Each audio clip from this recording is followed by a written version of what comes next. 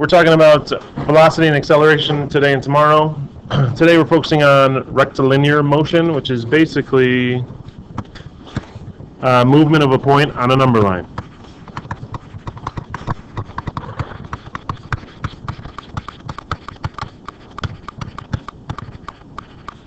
The movement of a point on a number line. So it's just moving left and right. There's no other movement in these cases, in these types of problems. Remember from before we talked about position function, most of the time we have seen it as s of t for our function. Sometimes you're going to see it for these types of problems as x of t, because it's like moving along the x-axis. Sometimes it's written that way. But a lot of times we'll see s of t, but just so you know, x of t kind of means the same thing, position on the x-axis. Our velocity, remember that is the derivative of the position. And velocity takes into consideration direction. So when we have a positive velocity or a negative velocity, that means different things. We'll talk about that in a minute. But speed does not take direction into account. So velocity can be positive or negative, but speed has to be positive, and speed is going to be the absolute value of velocity.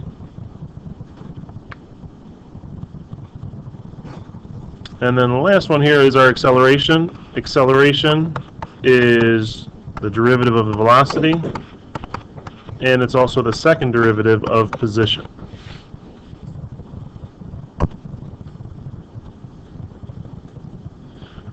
So like I was just saying, velocity takes into account direction. When an object moves to the right in these problems on the number line, when it's moving to the right, the velocity is positive. So if we talk about a velocity that's positive, we know that the object is moving to the right on the number line. The velocity is positive. When the object moves to the left, the velocity is negative.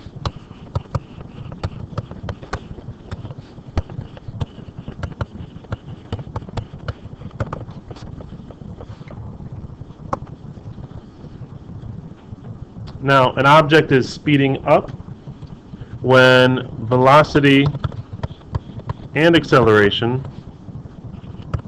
share the same sign.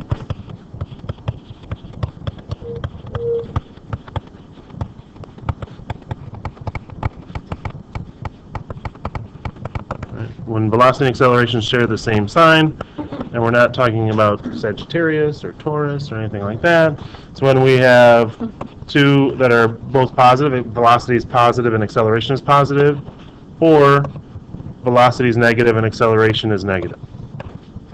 And if they both have the same sign, then they're speeding up. So if you think about it, velocity is positive, that means the object's moving to the right. If acceleration is positive, that means the velocity is moving faster to the right. So that's speeding up. Same thing if it's going to the left, velocity is negative and acceleration is negative. The acceleration is moving it faster in that direction. Now, if they're opposites, one's positive, one's negative, they're kind of working against each other. So that's when the object is slowing down. The velocity and acceleration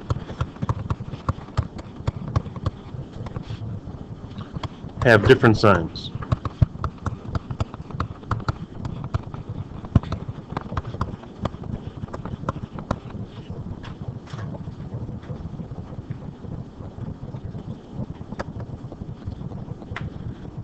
Displacement is basically the change in distance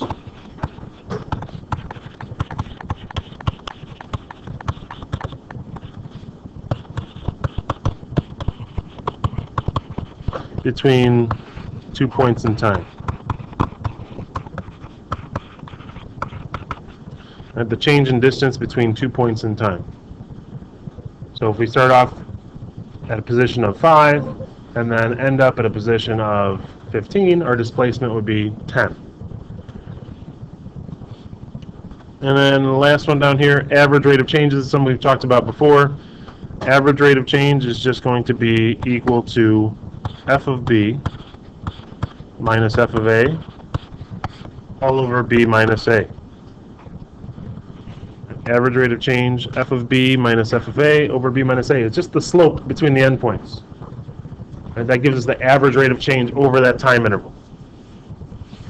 Now, some of the questions may ask, like, what's the average velocity? We would just be doing this with velocity. V of b minus v of a over b minus a.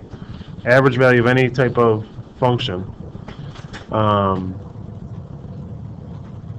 is going to be that. All right.